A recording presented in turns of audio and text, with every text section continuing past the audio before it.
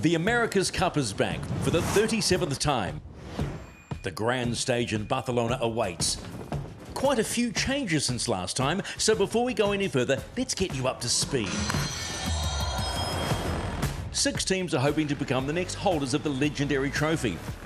One already has the cup, Emirates Team New Zealand. With 11 campaigns and 4 wins since 1987, the Kiwis have become the team to beat. The America's Cup is now New Zealand's Cup. They're the defender, having won on home waters in 2021. Their mission now, an unprecedented three-peat. To do it, they'll have to fend off one of 5 possible syndicates. The challenger of record is Sir Ben Ainsley's Ineos Britannia. Sir Ben returns for the 3rd time on a quest to bring the cup back home. After it sailed away across the Atlantic in 1851. It's an almighty task, but neither Sir Ben nor his backer Sir Jim Ratcliffe are built to back down. Could this finally be the Brits' year? They're not the only team with an empty America's Cup trophy cabinet. The New York Yacht Club was its home for 132 years. But the cup hasn't been sighted since the 80s. They were back last time out, but things didn't go their way. So this time, American Magic team boss Terry Hutchinson has a point to prove. But no one needs to settle a score quite like the Italians, Luna Rossa Prada Pirelli. They've been trying to win the cup since 2000. Trying to finish 48 seconds behind. Until he does, team principal Patrizio Bertelli just won't quit. Prada CEO returns for his 7th attempt. Is this finally his time? Against all odds, back in the year 2000, the Swiss won the cup in their first attempt, a feat matched only by the cup's original winner, America, in 1851. Billionaire backer Ernesto Bertarelli has a history of assembling elite sailing squads. This time, he's gone for youth. Alinghi are this cup's unknown quantity. Write them off at your peril. And from the newest to one of the oldest, a constant presence since 1970, the French are back. But it'll be an uphill battle for Orient Express Racing, last to enter and playing catch-up. It's an exciting squad of sailing talent that might just surprise. So the stage is set and the journey to the 37th America's Cup begins. Hola, benvenuto Vilanova ila Geltrú, 40 kilometres south of Barcelona, where for the next 3 days we begin the journey to the 37th America's Cup. Winning the old mug is sailing's holy grail. It's an obsession. Today marks the first step on the road to Barcelona 2024. This is a chance for all syndicates, including the defender, to go bow to bow in one design boats, AC40s, identical. For the sailors this weekend, nowhere to hide. It is game on. This weekend, fleet racing returns to the America's Cup story, a reminder of where it all began in 1851 when Britain took on all challengers. There are 8 fleet races where scoring is simple. 10 points for first, 7 for second, 5 for third, then it goes 3, 2, 1. Today, the first race is shakedown a little bit like this.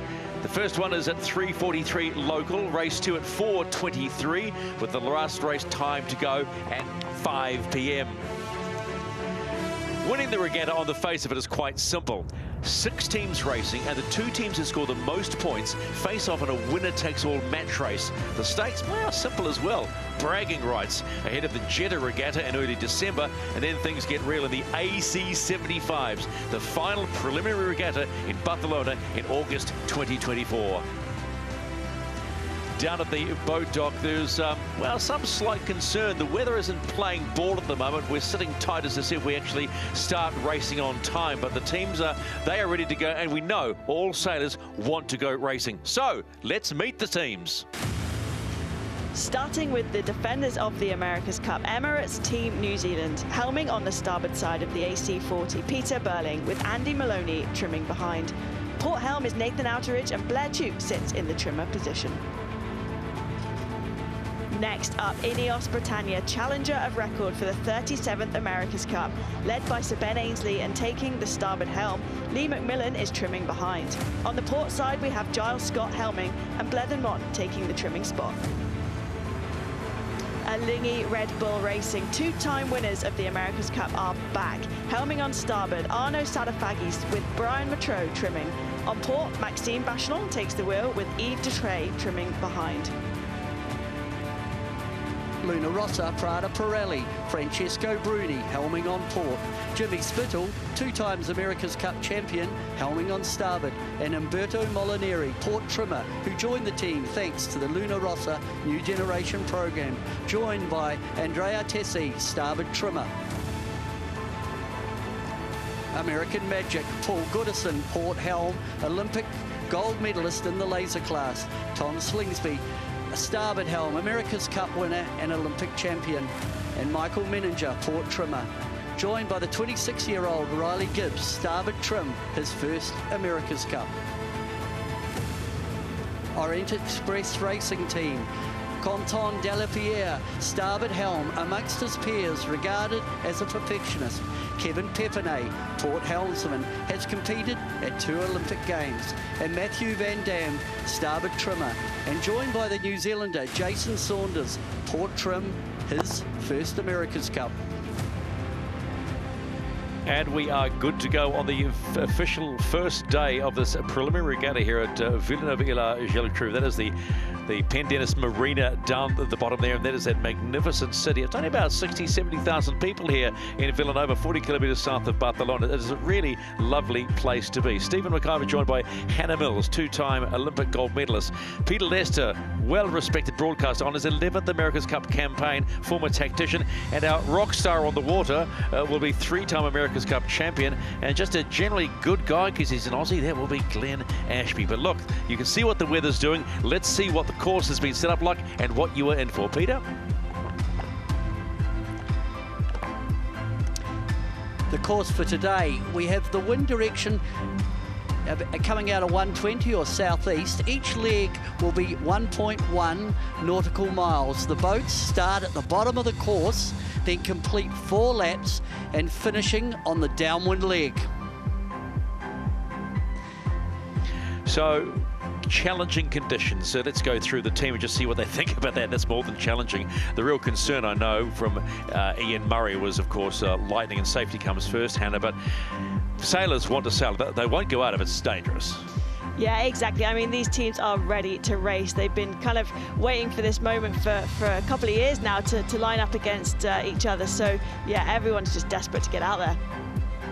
Yeah, it's just, it's an interesting, when you have a delay at the beginning of a regatta, people sit around and relax a little bit, but as soon as it comes game time and they get out on the water, got to be able to switch on and adapt to these conditions very, very quickly, which I'm sure they all will. Now, look, you talk about involvement. Sorry to jump in, Peter, but that is one of the hydrogen boats, which is really cool because all teams have to build a hydrogen boat to, you know, keep things evolving. And we're in a technology race, and to have clean and green, but I actually think they're funky.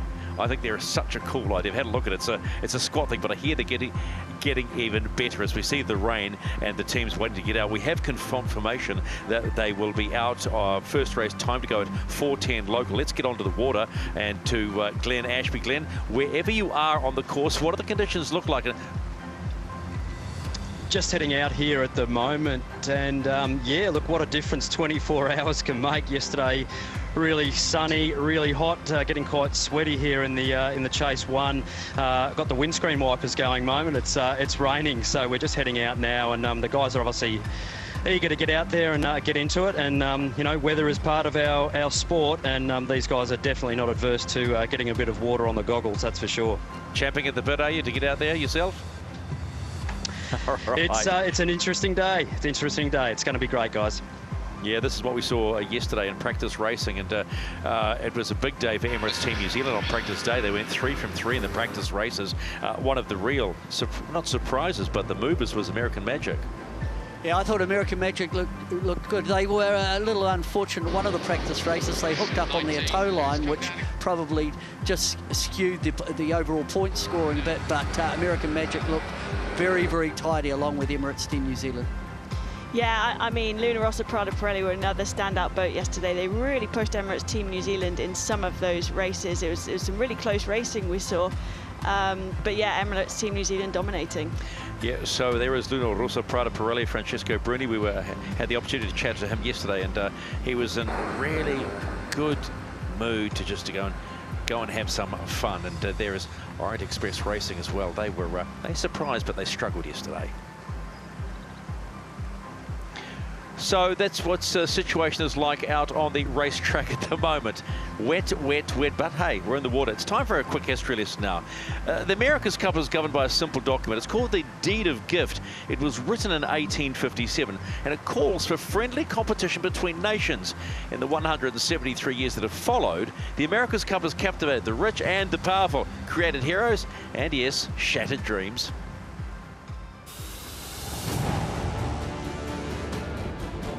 To win the America's Cup, it's one of the toughest things in world sport. We are looking at something that is similar to putting someone on the moon. It's a bit of an obsession, I think, for a lot of us, the America's Cup. And to be given an opportunity to be a part of it and to race in it is a huge honour. Made from sterling silver and weighing just over 14 kilograms, the old mug has a silver value of just over $12,500 US. But to many, it's priceless. If you're fortunate enough to get to the point of getting to hold that trophy up and fill it full of champagne and drink out of it, it tastes pretty damn good. 1851 is the year it all began. A sailing race around the Isle of Wight. A radical yacht called America beat the British on home waters and took the trophy back to the United States. The America's Cup predated the modern Olympics. The America's Cup predated the Civil War. It predated, all these milestones of world history that have impact on our lives here today. The old mug has always attracted larger-than-life characters. Captains of industry, commanders of commerce, the rich, the powerful. Skipper John Bertrand, you and the crew of the Australia 2 have shown us the stuff of which Australians are made. Yeah, the New York Yacht Club held the America's Cup for 132 years, and they successfully defended it 24 times over those 132 years until 1983, where Australia 2, through the clever design of Ben Lexon and a great sailing team, unbolted the old mug from 44th Street.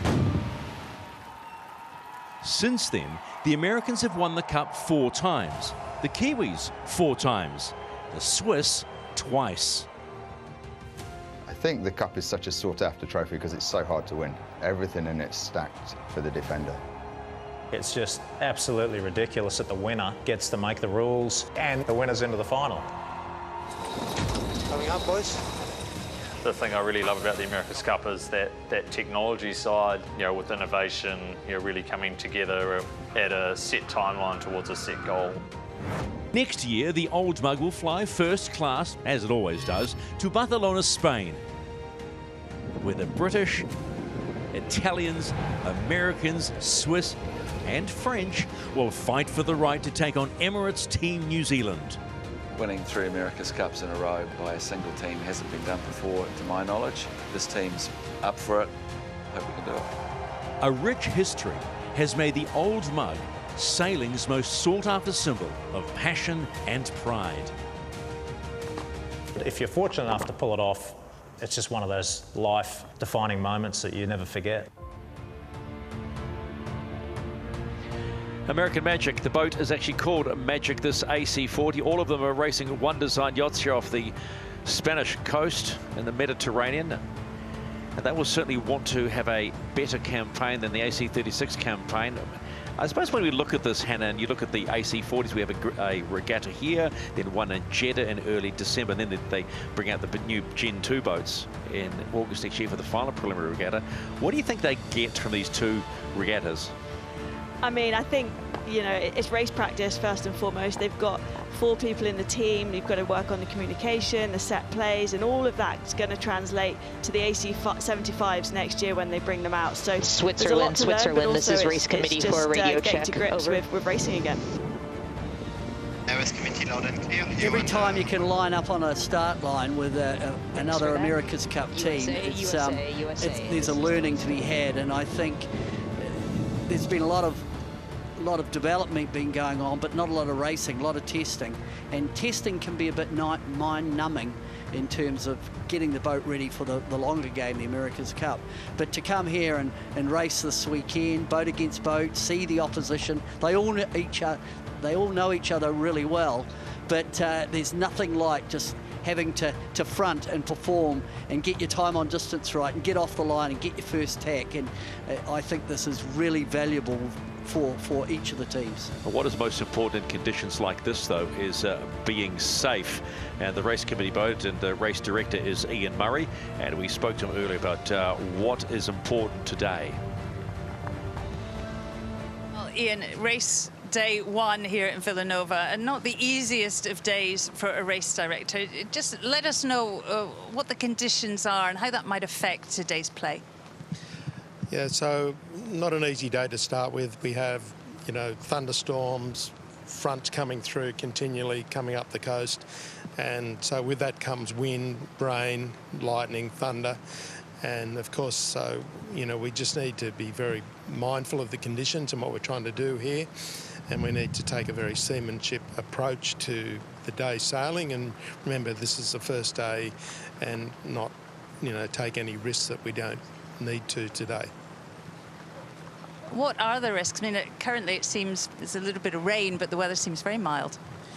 Yeah, look, right now, you know, you can go and race. Sure, it's wet, but, you know, sailing is a wet sport, so that's fine. But, you know, if we get strong winds like we've seen at other sailing events and wreck the fleet, you know, 40 knots, or we get lightning that comes down and electrocutes, comes down through the lightning rod of the mast and in the boat and blows the boat up, that's nothing we want either. And so sailing has become very mindful of these sort of, you know, short, sharp storms that approach and, you know, can decimate fleets, boats, people, electrocute people, people in hospital. So they're the sort of risks that we're talking about that we have to avoid. I know already you're very much looking at the weather and the radar and you know, taking expert advice. But what do you think the options could be going into today? Look, we've just got to see how it approaches. These storms are coming up the coast, and are they going to give us a little bit of a berth? Are they going to pass by, or are they going to come through us? So we're just watching, and then, you know, in the next hour or so, it will be very clear that the direction that they're taking and the speed that they're approaching at, and then we will make the decision. You know, in terms of capturing the racing, the broadcasting, the aerials, there's a lot of very, you know, critical equipment that can't be destroyed either. So, you know, we've just got to watch it as it approaches. We will try to get racing. Maybe it will go past and we'll come out after the racing, after the storms pass. But, you know, right now we're just watching what's rolling up the coast at us.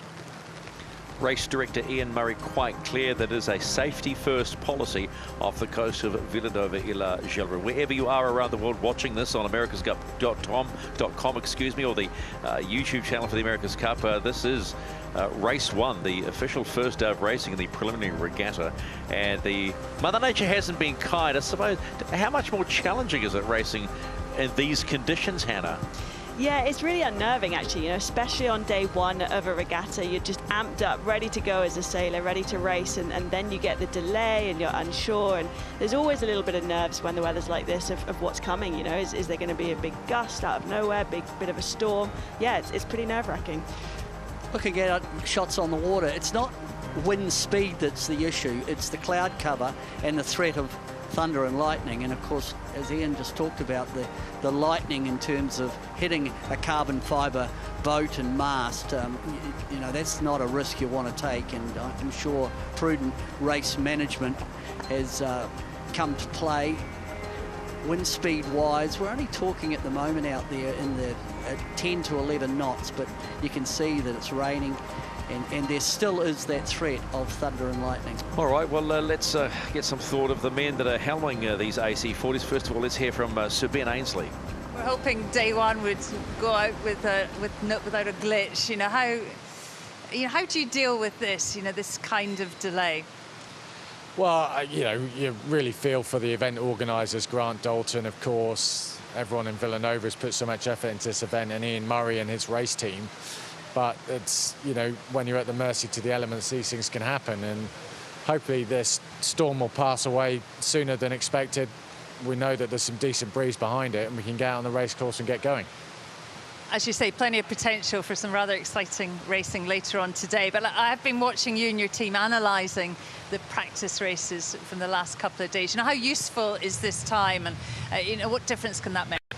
It's a really valuable time for us because we've been struggling. You probably would have seen in the practice racing on the back, very much on the back foot in this boat, and time on the water compared with some of the other teams, and that opportunity to learn from the other teams, see what they're doing much better than us. That's really invaluable, and I think we probably learned more about sailing these kind of boats in the last 2 days than perhaps we have in the last couple of years, just from the one design element of the thing. Our head's been very much focused on the testing element of the America's Cup rather than necessarily the fine-tuning of a one design boat. So it's a different challenge, but really we're relying a lot on our coaching team to help us get up to speed and catch up with some of these teams that are shown to be much more adept in this particular boat. As you say, this is not the challenge of the America's Cup, and priorities have been elsewhere. But when you talk to the sailors, it feels really quite important. It's always important. When you go on a race course, it doesn't matter what kind of boat you're in, you want to win. We're all massively competitive. That's why we're here. So, yeah, we know not only is it important for us as sailors, but it's really important for the rest of our teams back home supporting us, working incredibly hard on the design and manufacturing, and wanting to know that what we put on the water, we can race well. So, Sir Ben Ainsley, you've been working in the INEOS camp. Not a lot of work there going on about these AC40s. A little surprising. Yeah, I think it's prioritisation, isn't it, in the America's Cup, and time is the enemy. So yeah, it's each team will have spent different amounts of times in the AC40. Alrighty, well, the other team that was in the match in the AC36 was Luna Rossa Prada Pirelli. Had a chat to the likes of Max Sereno. They know exactly what this regatta's all around. They have their eye on the big prize, but they certainly want to do the business. And one of their helmsmen is the good guy, Francesco Bruni. So, day one, and we're waiting, but still hope that we get some action today. Yeah, we are all hoping to get some action and to get some wind, something different from yesterday. We hope that the sky is going to be clearing up soon, and we'll get some racing probably later in the day, but yeah, we are still hoping. We've had a few practice laps, and it's been great to see you back in action with Jimmy. How familiar is it, and how much is the whole team looking forward to this weekend? Yeah, the whole team is really looking forward to this weekend because it's very important for all the sponsors, and we want to do well. We know that it's a very big challenge for us because we received our boat as the second last, and we haven't spent a lot of time on the AC40, definitely less than Team New Zealand and the Americans, but we want to do well anyway, and we have done a lot of good training in Barcelona this summer, so we feel that we can be competitive, and yeah, and we can race well. We know we can race well with this configuration of two helmsmen. This is not the America's Cup. You won't leave this weekend clutching the trophy, but how important is it within the team, and how important is it to do well? I think it's particularly important for the sailing team because let's face it, we all have equal boats, and not to do mistakes like communication or tactics, strategy. I mean, the boat won't save you from those ones, and it's a very important exercise for the sailing team, and I'm part of the sailing team, so I really want to do well. And they were competitive in yesterday's practice racing. 3 podiums, a third and then 2 seconds. And then we talked about this earlier, Peter Lester, American Magic. The real improvers yesterday. Yeah, they looked okay yesterday. And as Francesco just pointed out, that along with Team New Zealand, I've spent the most time in the AC40, and they'll be right at the front of the pack. Yes, and on port helm is Paul Goodison. Paul, I mean, not the start to day one we wanted. What's the take within the team, and how relaxed are you about today? Everyone's pretty relaxed. We had a morning at the base back in Barcelona analysing some of the practice starts and the racing from yesterday, and we've arrived, and obviously the weather's not quite playing game today, so we're just in a holding pattern, but everybody's relaxed, and I'm sure we'll get some racing in later on. What are you expecting from today? I know your own meteorologists have been looking at the conditions. Obviously, we've got a lot of weather around at the moment, so plenty of thunder, plenty of lightning, and a lot of rain. But hopefully later in the afternoon this clears, and we keep the good breeze for an hour or two. But then it'll be a quick drop-off. So hopefully we get the chance for 1 or 2 good races. It feels like there's a great confidence around American Magic. You've been training in these boats with 2 boats, 2 new helmsmen. What's the feeling inside the camp going into this weekend? We're all super excited to get racing. I think somebody said this morning it's been like 950 days or something crazy since we last raced for American Magic. So there's a lot of excitement around, a lot of new members to the team, a pretty much new sailing team. We're just excited to get out there and start racing again. We've had a little bit of taste of all the boats together, but what is it really like? 6 boats all lined up together. What can we expect? I think you can expect a lot of action. We've been doing a lot of 2-boat sailing, and the definitely changes quite a lot as soon as you get the other 4 boats around as well. So there's going to be a lot of place changes and a lot of action. And that is what we and you are looking forward to as we take a look at Lingy Red Bull Racing. Remember, they are back in the America's Cup game, and they've had a solid preparation to this point ahead of this AC40 Preliminary Regatta. It's a mixture of youth and experience at this time round. One of those younger ones is Maxime Bachelon. It's a tricky day, isn't it, Max, for the very first day? What's the feeling amongst the team waiting to race? Yeah, it's a tricky day today. It's a bit of thunderstorm outside, so we are just waiting a bit on shore to wait this get be more calm and have a bit more wind maybe after. So we hope it will be still a very good day with 3 races. We've seen you in action in some of the practice racing, and it all looks pretty slick. How's the team feeling about this weekend, and how important is it to lay down a mark? So I think this weekend the most important will be the start. We saw that on the practice race was very, very important to start very well and to do a good start, and as well to just having a good speed around the course and just managing the boundary and the races. And I think will be good because we are quite happy with our speed. So I think will be a good first preliminary regatta. Potentially, if we race today, I mean, quite a lot of breeze. What's that going to be like? 6 boats, a lot of wind on the same start line. It would be awesome to see the 6-boat racing all together. I think if there is enough wind, the start will be very nice to see the 6-boat competing. And as well, having the boundary in 6 boats, it's quite new, and so it will be probably a lot of situation there. So I'm very excited to compete in these races. One team that was late to the game to get their AC40 was Orient Express Racing, Pete. They've looked good, but struggled when it mattered.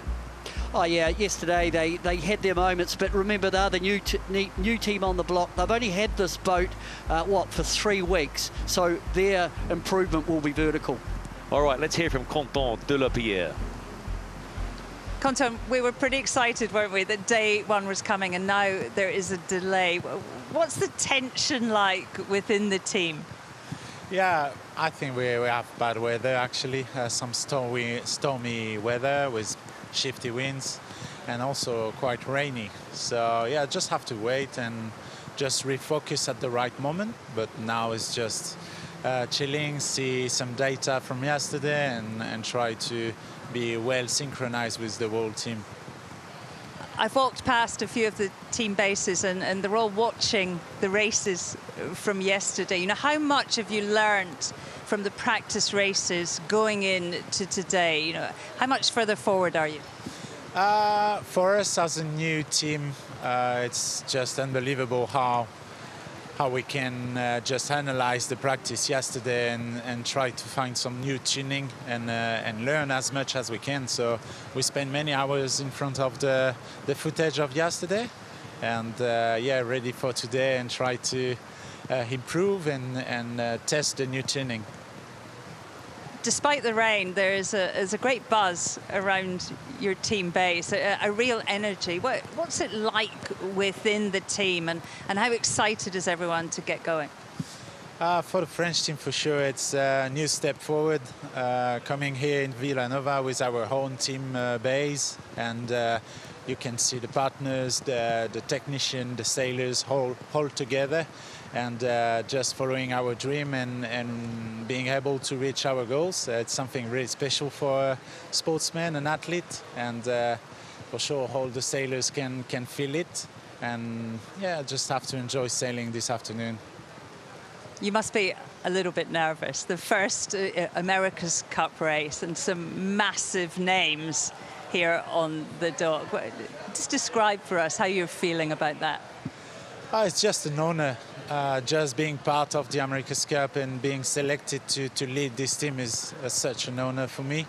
But after all, I just want to play the game, enjoy my role, my boat, my team, and try to reach our target. I think for now we just have to feel the sailing and yeah, try to play the start, the tactics. That's the most important things when we are on water. I not really care about all the teams or other big names. I'm just care about all the boats, and if we can beat some of them directly this weekend, it would be huge for the team and pretty good feeling.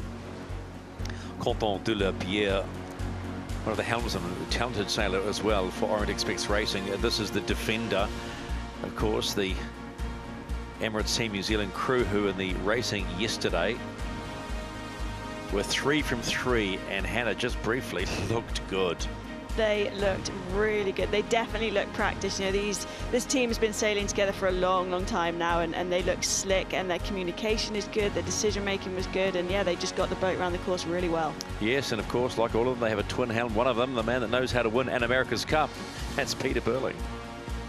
Pete, we've been watching you do a few practice laps. It looks pretty slick on Emirates Team New Zealand. How confident are you in your performance of the team going into racing?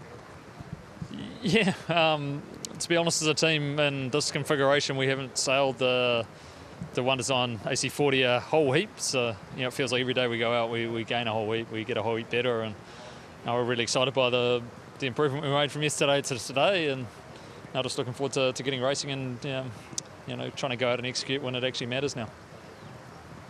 What does success look like at the end of this weekend for Emirates Team New Zealand? I think this is one of the few chances we get as a sailing team to really test our practices, you know, and try and improve and learn. So, yeah, for us, obviously, we're here to try and win the event. You know, I don't think any team here would tell you different, but you know, it's really about, you know, making sure that we give it our best shot and we can learn and improve from that. You know, as a sailing team, we've got a huge focus on making sure our boat's fast enough come the America's Cup as well. So we're really kind of in these multi-gold periods of the campaign, but you know, this weekend it's all about trying to go racing and make some good decisions around the racetrack and try and sort out a process. So we're really looking forward to the opportunity to be able to do that. Just lastly, a new partnership for this Cup. Talk to me a little bit about that and how important it is to, I guess, develop the trust between you. Yeah, well, I think me and Nath have always had a pretty good trust. You know, we've sailed against each other for so long, and you know, such tight battles. You know, if you look back to our 49er days, where we were kind of, you know, 1 and 2 in the world for probably 8 years. You know, having some huge battles, and no, it's awesome having someone on the other side of the boat that's new to the team as well, bringing some fresh ideas, but you know, also just able to fit in so well. Peter Burling, if there's anyone I want on my team when it was playing poker, I'd want him.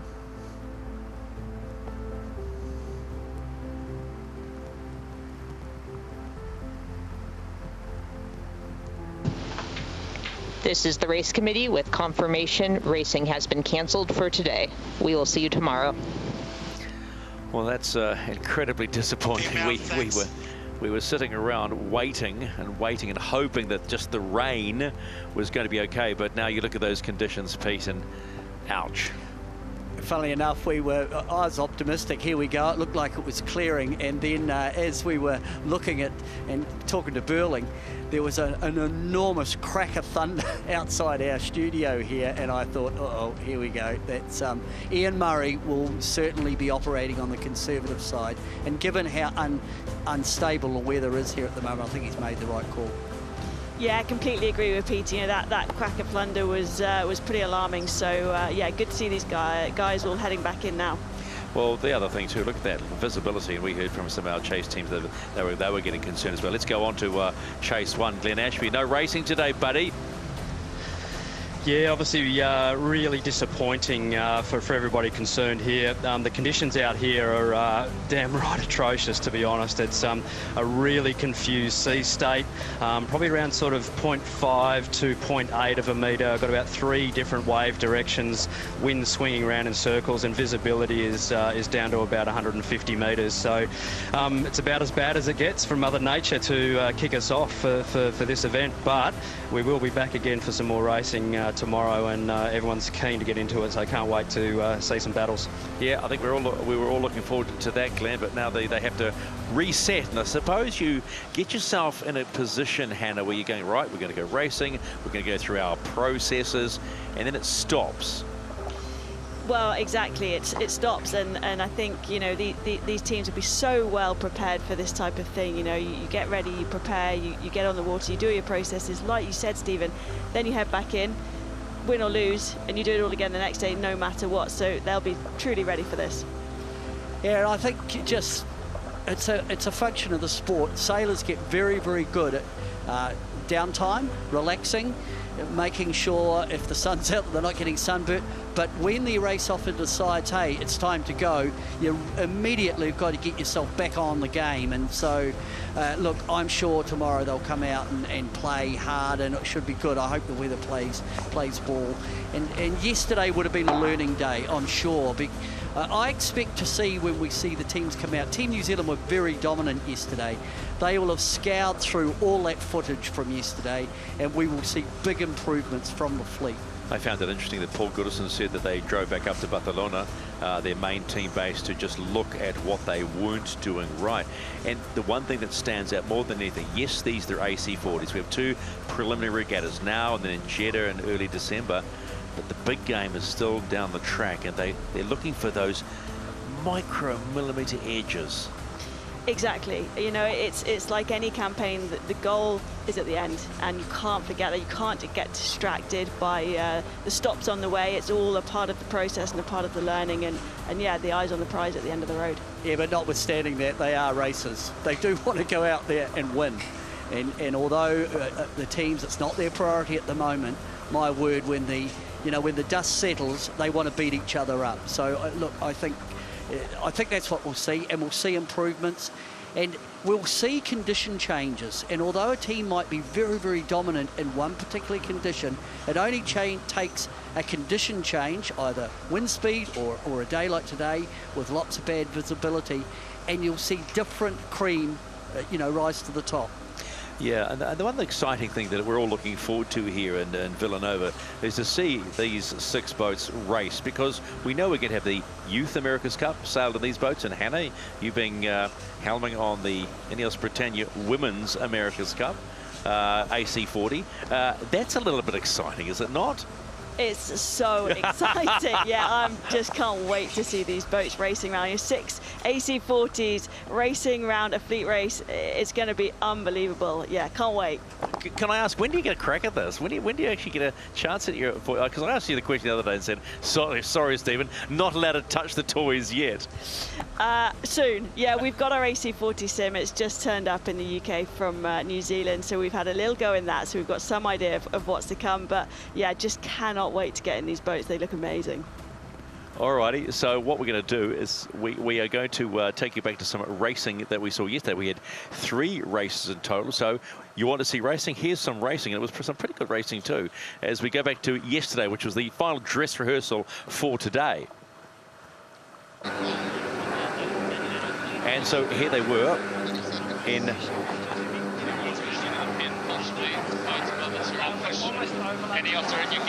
race number 1 of the day. Yeah, so we can see the boats coming in to the start. We've got all boats up on the foils. We've got most of them coming in on starboard. We've got Orient Express Racing on the left coming in on port, ducking the fleet now.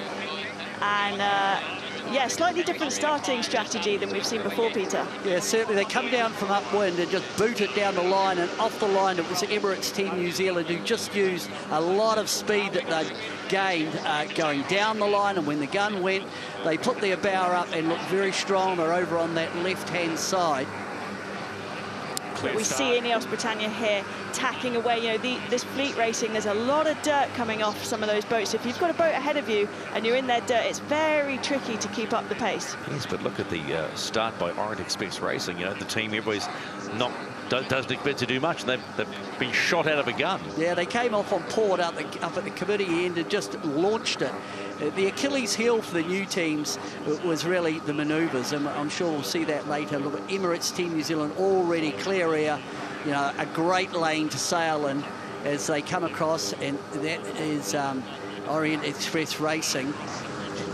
But it was Team New Zealand who really set the standard. Orient Express Racing were having difficulty with some of the manoeuvres, and my word, they'll learn from that. And I think, Hannah, that tack that really, it was pretty costly for Orienters coming up. It was really costly. You know, these races were won and lost on the manoeuvres yesterday, and I think Glenn had a pretty good view as to what was making the difference in some of these manoeuvres.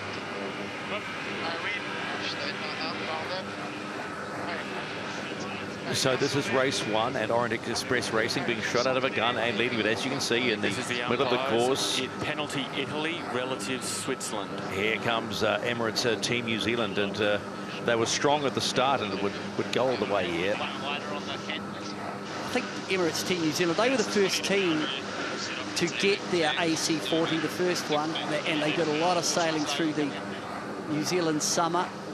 Of course, it's winter down there at the moment, but right through last summer, from really December, January, February, they sailed one boat and then two boats out on the Hauraki Gulf on the old America's Cup course.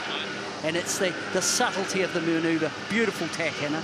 Yeah, that was a beautiful tack. And, you know, there was different techniques being shown yesterday from some of the teams. And, yeah, we were seeing a lot of the teams really struggling and coming off the foils through the manoeuvre and then taking a really long time to build back speed and get up to pace. And, yeah, it was pretty interesting to watch. We learned a lot. Italy's penalty is cleared. Let's go on to the water, so to speak. And, Glenn, what did you like when you were watching Emirates yesterday? One of the things I really liked watching it was just how well the guys got off the start line yesterday. Emirates Team New Zealand, I think probably that was really the key to the day. You know, they started the best out of all the other teams, and you know, when you got a bit of clear air, I think that was pretty important. They sailed the boat well, did some nice manoeuvres, but American Magic, to be honest, as well, a little bit unlucky getting off the start line a couple of times, but their boat handling, the way they actually executed the powering up of the sails, you know, getting the clew forward, getting the power in the main and the jib, and really nice transitioning from one foil to the other. I think they'll be the team, you know, that everyone will be keeping an eye on. I think if there was a standout boat handling team yesterday, I think it really was American Magic. So I'm sure all the teams will be watching the footage, as you guys were just saying before. So plenty to review, that's for certain. I think one of the big differences in this marginal really foiling condition was the choreography of manoeuvres, and it's not just the foil transition, but the trimming, the changing, the balance of the boat, not making sure that the boat is slightly windward heeled, as we can see there from New Zealand. And it won't take long with the analysis tools that the teams have got that the teams will actually replicate what the New Zealanders were doing yesterday.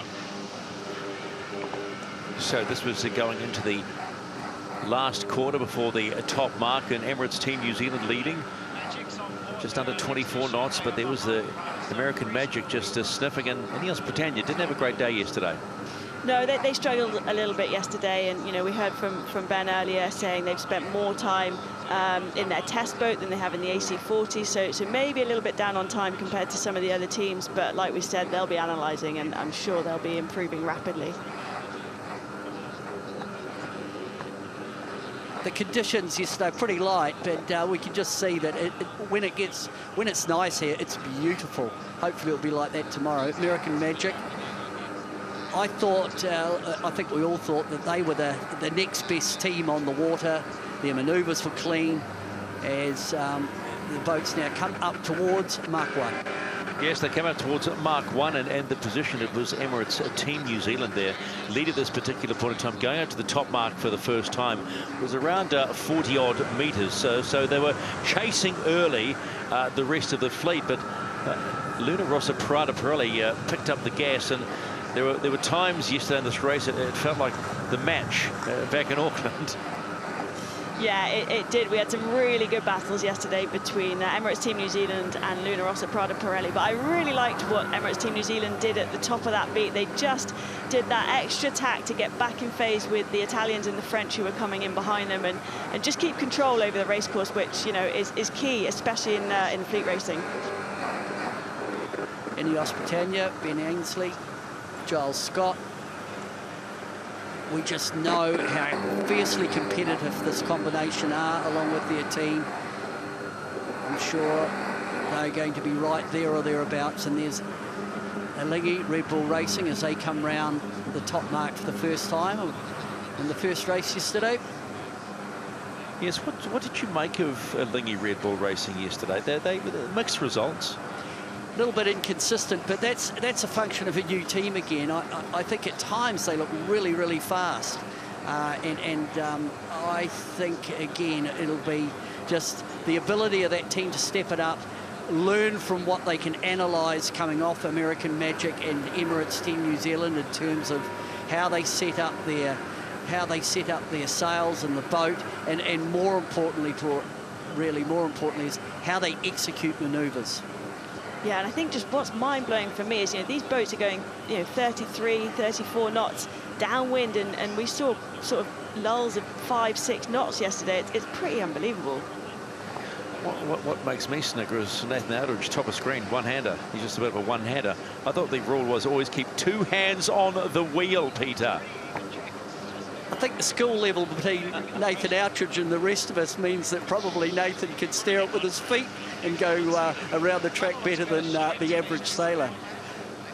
Well, I think also, you know, that there's buttons in there in that cockpit, and the helm's got quite a lot to do changing some of those buttons. I'm sure, Glenn, you can talk us through a little bit more about what the helm's got going on. Yeah, look, the helmsman has basically got, you know, a fair bit going on the windward side of the boat. They actually transition, so the helmsman on each side of the boat take it in turns of actually steering the yacht. So when they're on the leeward side, they're actually doing a lot of the base settings, adjusting the autopilot, ride height, looking at the course geometry, and working on the base settings, as well as communicating what's happening through the sails. The guys on one side of the yacht cannot see anything through the sails, so they're purely relying on the comms from the leeward side of the yacht to paint the picture, basically, of what's happening down there when they do the manoeuvre. Glenn, we're looking at Emirates Team New Zealand downwind, I thought had an edge yesterday. One of the things that we see with Burling quite frequently, and you've sat there, you've been with him, he tends to sail the boat quite deep at the same pace as the opposition. How does he achieve that? That's the golden thing to try and get downwind quickly, is to do it quicker than your opponents and deeper. And really, at the end of the day, these guys all need to work perfectly together. You need the 4 people on the boat absolutely working together to get the best out of the yacht. It's not down to one single person. Although Pete steers the boat beautifully, as does Nathan, the guys trimming the sails are actually the power management, and their roll management and power management of the boat is actually what gets them downwind quickly. So as well as the comms and the moding, they've all got to work perfectly together, and that's ultimately what gives you that 2 or 3 tenths quicker than your opponent. That'll get you to the front of the fleet.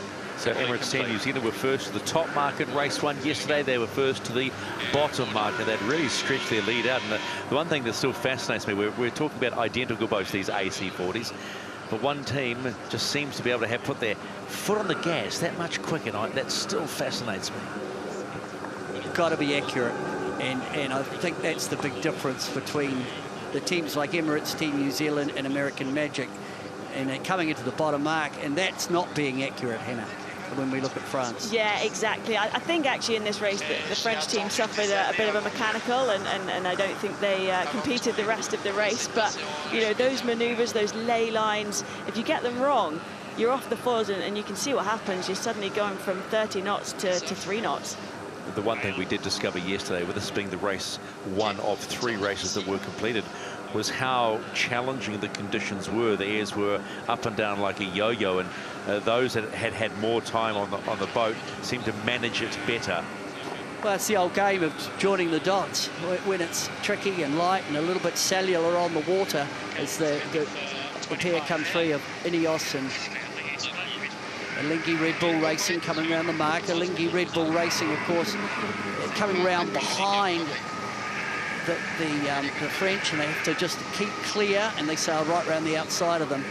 But again, just joining the dots between you know, the little cells of wind on the water, and therefore not only are they sailing the boat and getting it as fast as they can, they have to look up the course. Where's the next little puff of breeze on the water?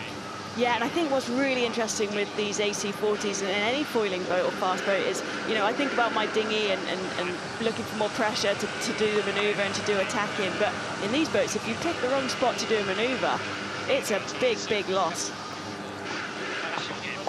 Nathan Outridge steering. Yeah, should be back in that puff pretty soon, though. They're still coming right. Clear Toot behind him. We'll have a listen. That wasn't a perfect place to tackle that flight stuff. It didn't look like. Yeah. They're building all the time here now. Go on that way. They're all still with us. Peter Burling, Andy Maloney. This is the umpires. Penalty, Italy, boundary penalty. And we were seeing that a lot yesterday, a lot of boundary penalties from the teams, and that's going back to what we were talking about. You know, you just want to pick that right spot where there's maybe half a knot, 1 knot more pressure to do that tack and get through it and stay up on the foils. Glenn, just talk us through the umpiring and how it works out on the water and the calling of penalties. Richard Slater, chief umpire, basically following the racing, you know, on a screen, and also there's umpires on the water as well. These guys have got a really great overview electronically of all the boats, so they can tell whether any of the yachts have gone outside of the boundaries, and also whether they've actually infringed each other at any time, as well as being over the start line and so forth. So those guys really manage, you know, those situations super accurately. They've got a wealth of experience and knowledge, and like in any rugby or soccer game or ball sport, you know, the umpires are absolutely crucial to a fair game and a fair race. So they do a magnificent job, and you know, have done it for a long time. So great to have them here. Yeah, and Glenn, this was the practice day, and I know Richard Slater, it works with the teams in terms of practicing, helping the teams get their eye in on terms of boundary penalties and what the consequence will be of that. How valuable is that to the teams leading in?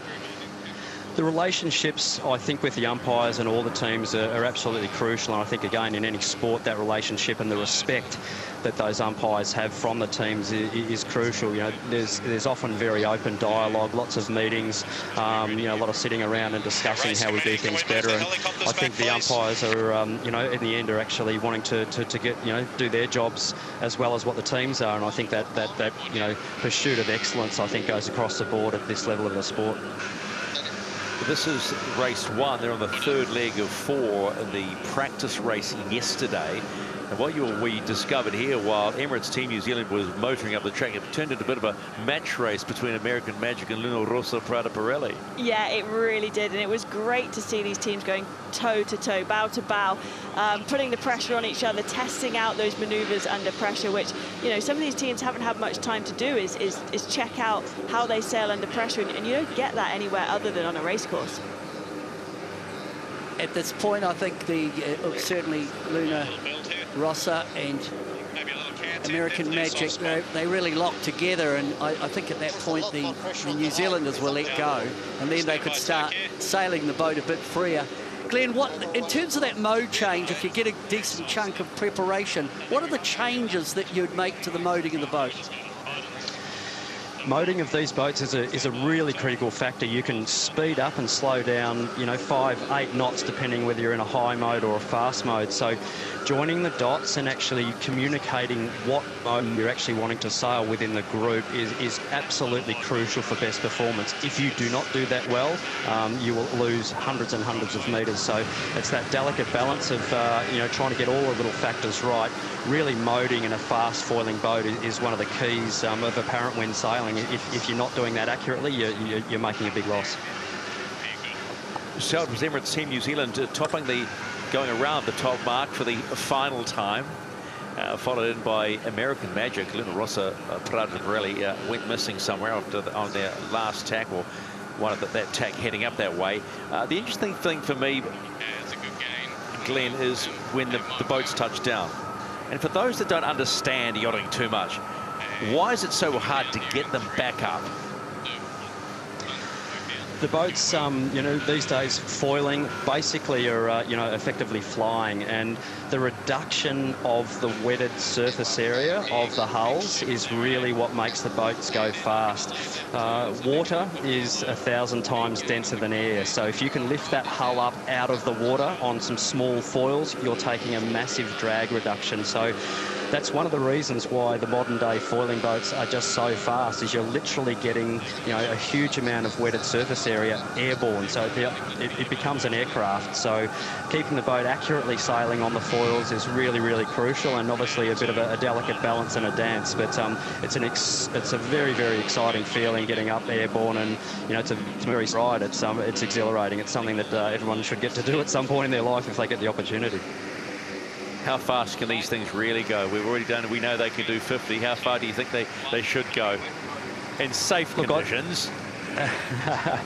Look, I think, you know, in flat water and sort of, you know, over 20 knots of breeze, these little AC40s will get to 50 knots of boat speed. So it's absolutely incredible, and being that close and low to the water on something that only weighs just over 2 tons, 2,000 kilograms for a 40-foot yacht is super, super high performance, extremely good power to weight ratio, very, very accurate control on sail functions and foil functions. So it's like a low-flying aircraft that's literally connected to the water on a carbon fibre knife. So it's a pretty cool ride, and you know, these guys are you know, having the privileged job of actually going sailing. They're the pointy end of the spear when it comes to representing the team. Hey, Glenn, these boats, they look twitchy, they look jumpy, they look exciting. What's the difference between the AC40s that we're seeing here and the AC75s when it comes to sailing them?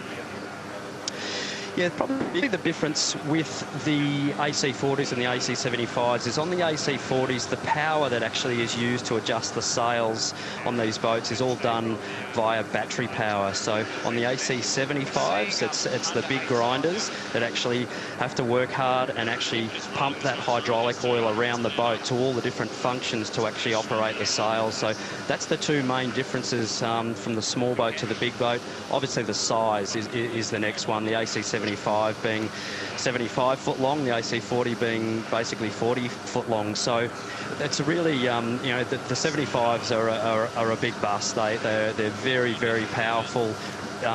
Another step ahead in speed and loads as well. The loads go up exponentially with the size of the boat, so they're extremely highly loaded and very much on the edge with construction and design. So you know, they're pushing boundaries, and certainly when we see the new boats come out early next year, we'll see what all the teams have pulled out of the shed. That'll be exciting. Glenn talked about a privilege to be having a chance to have a crack at this one. It's a privilege for us to watch it. You know, as a casual viewer, you go, my word, they are flying. Well, and they're just so incredibly efficient, the boats, in terms of their function. It's only right now, as we look at this, it's only what, 7.5 knots. And they're crunching down the course at 30, 32 knots. It's just amazing how efficient they are. New Zealand now, this is on leg, coming down towards the finish on leg 4. So we go back to Nathan Outridge in that helming in that forward position with Blair Tuke behind him. And so for practice race number 1, it was a solid win by Emirates Team New Zealand. They really had no one pushing them too much, although when we remind you of the gap between Emirates Team New Zealand and American Magic, it wasn't that bad. So it was a race win at number 1 in the practice race. The dress rehearsal for today, which, may I remind you, has been cancelled for the day because of rather inclement weather. American Magic would finish this 41 seconds behind, followed home by Luna Rossa, Prada Pirelli, the Swiss Ineos Britannia, and then Orient Express Racing. New Zealand taking maximum points, that being 10 points for the win. Those are live pictures coming to you now as the teams are packing up and heading home because today has been cancelled. Race director Ian Murray said at approximately 3:30 this afternoon when we heard from him that it was all about safety first, and that was the most important thing. Here's Ineos Britannia. I'm sure they all would have loved to be out racing today. Alrighty.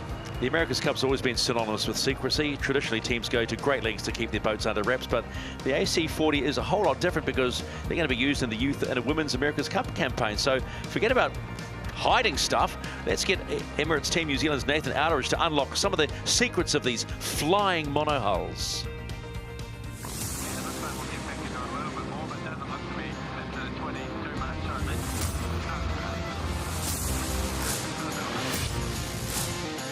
Welcome to the Emirates Team New Zealand base. It's a pretty unique opportunity we have here today. Normally cameras aren't allowed inside these bases at all, but we thought today is a perfect opportunity to show everyone the AC40, the one design boat that's been raced for the Youth and Women's Cup, all the World Series events, and all the teams have got one of these as well. So we really don't have anything to hide, so come and have a look at the boat.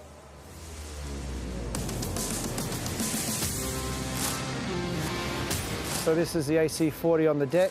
Big traveller here at the back. We've got the whole control system sitting on the deck for the mainsail. Taking another step forward into the boat, and you see the cockpit here. You've got 2 seats. And interestingly, on this boat, the drivers or the skippers or the helmsmen or whatever you want to call them sit in the front.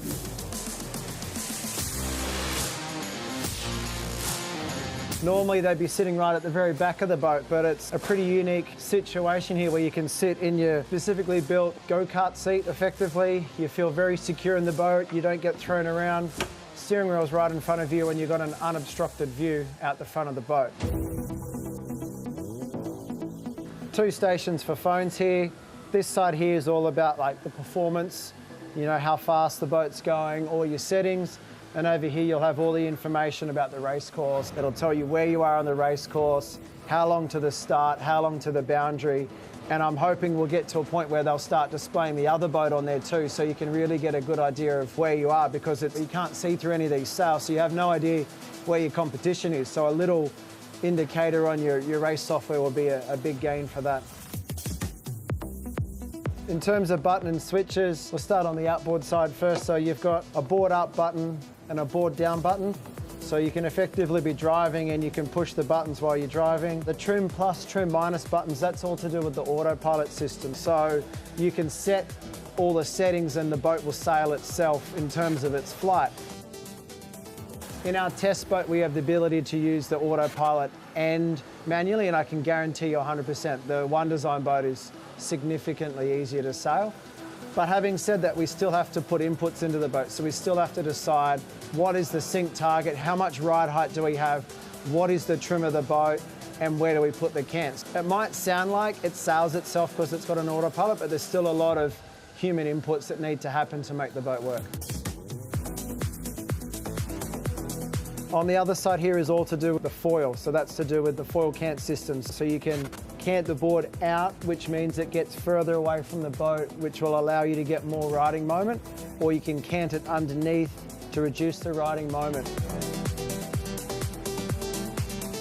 When you're driving the boat, you'll be monitoring some of these things, but normally it's the person who's sitting on the leeward side who isn't driving who can actually be monitoring the whole autopilot systems. Yeah, that's fast. Italy, straighten up the easier, right?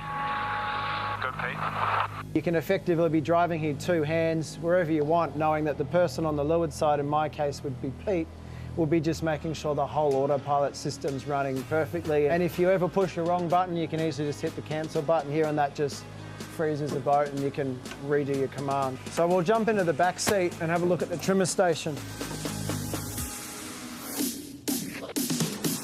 You can trim the mainsail or the jib from the same panel. With the push of a button, you can switch to being on a jib control. You push the button again, you're back on main control. You can adjust the mast rotation. These masts rotate around to adjust the power and the camber in the sails. You have the clue adjuster, which is what controls the foot, so like an outhaul, so you pump it forward, it drags the depth out of the sail, you pump it to the back, it creates more power. There's a lot of coordination that needs to happen between the sail trimmers back here, making sure that they're not both trying to trim the same thing, because the commands will, override each other. So a lot of their comms are my main or my jib, and that's when they switch back and forward. And every manoeuvre, just like driving at the front, they switch between sides, because it's so much easier when you're sitting up here on the windward side to trim the mainsail. And if you're on the leeward side, you have a perfect view of the jib. So the final thing, and probably the most important thing to look at on this boat, is what we call the ultrasonic. It's what senses how the boat's flying. It's the smallest little thing on the boat, but probably one of the most important things. It's shooting a beam down at the water and it's sensing how far the boat is off the water. And that is key for making the autopilot system work. I can guarantee you this is not as straightforward as it sounds. There's a lot of science that goes into making it work, and that's what makes the AC40 fly.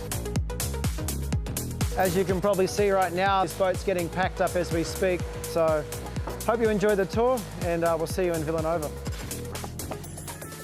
Yes, and we have seen our Nathan Arteridge, helmsman for Emirates Team New Zealand in Vilanova. Had a chat to him yesterday, but okay, Pete, you're of a different vintage when it comes to sailing, and I know you love these AC40s and the 75s. What did you make of that? Wow, sport's changed. But again, you look at, in some ways, really complex operations, but quite simplistic how it's operated. And so between those two, between those two configurations, there's an awful lot of sailor skill that's got to go in the middle to optimise the speed of the boat. And the one thing you're going to learn, Hannah, is harmony of working with the other helmsman. Yeah, that'll be new. I'm excited. I think, when you're on the leeward side and you're not steering, I wonder how that's going to feel. It really is. It really is very cool. You're seeing beautiful pictures of Vilanova La Geltrú. You see those trees through the middle, and Peter and I went for a wander yesterday. And they're like promenades. They're called ramblas. We went up the Principale Rambla yesterday. And if you keep walking, you go into the older section of Vilanova, which is dates back to, well, centuries back. There is so much history. That's Pacify, the 3-ton bronze bull, which is, I was talking to a local yesterday saying, that's what we're known for. You say Pacify and they go, oh, you're from Vilanova La Geltrú. It's as simple as that. But the folk here have been incredibly welcoming, and why would you? Today's the first day. It's been horrible. Normally they're all walking around in their bikinis and their swim trunks, their brollies are up and having a lovely time, and very welcoming they are indeed. Vilanova La Geltrú, host city for the first preliminary regatta for the 37th America's Cup. And so we move on to race practice number 2 yesterday, and 5 seconds and counting. This one was getting a bit lighter in the day as we come up towards the start, and we can see boats all over the place. Some, the New Zealanders still coming this way. There's umpire calls being made. Some of it is in practice for the teams for the racing that was going to happen in the next day. So it is a practice session. But it all got a little bit funky, this one, and we had, I think it was the French came off the line beautifully, foiled up down the leeward end. But a lot of boats had touched down. Yeah, it was a really tricky start, wasn't it? I mean, we had pretty much all the boats starting 20 to 30 seconds late, but we just see Orient Express racing there, getting off the line on starboard, up on the foils, and just extending away from everyone else who's really struggling to get going. Yeah, the French were really launched. Beautiful start. They got their time on distance. They kept on the foils. They would have looked behind and thought, oh, this is our day. So I wonder, Glenn, when you look at the start for race number 2, why did Orient Express Racing get it so right when everybody else got it so wrong? I keep coming back to this. This is the team that are playing catch-up.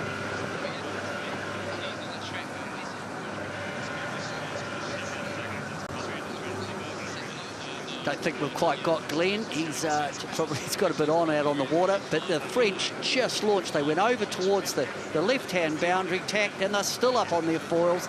And Hannah, we were sitting here thinking, if they can keep launch, they're going to really give them a spanking here. Yeah, we really were, and we were sort of hearts in our mouths as they came up to that boundary and had to put that tack in, that they made it through, and they did, and they're up on the foils, and they're really sailing away at this point, and it's kind of a race between the rest of the field here as to who can get up and going quickest.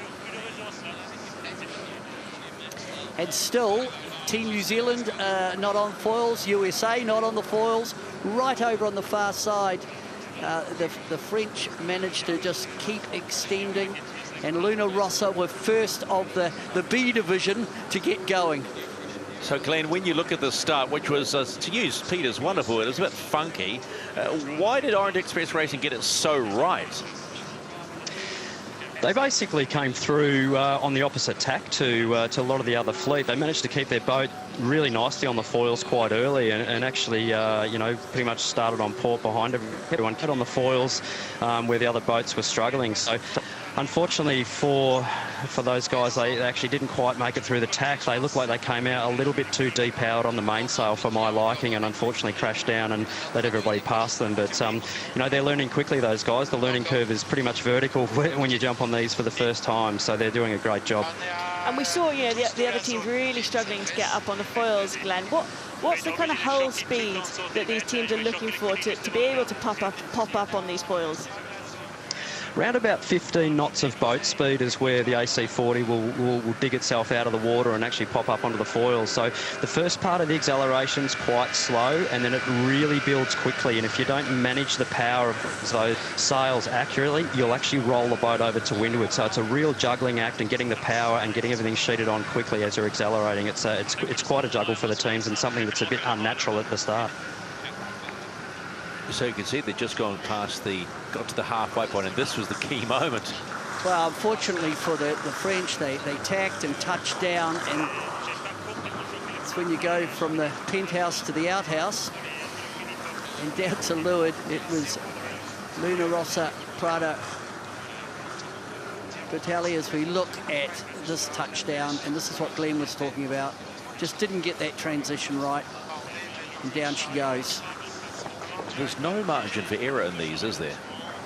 No, I mean, it's like any sailing, and at this level, with this caliber of sailors, you know, there is no margin for error, and we can see the rest of the field here.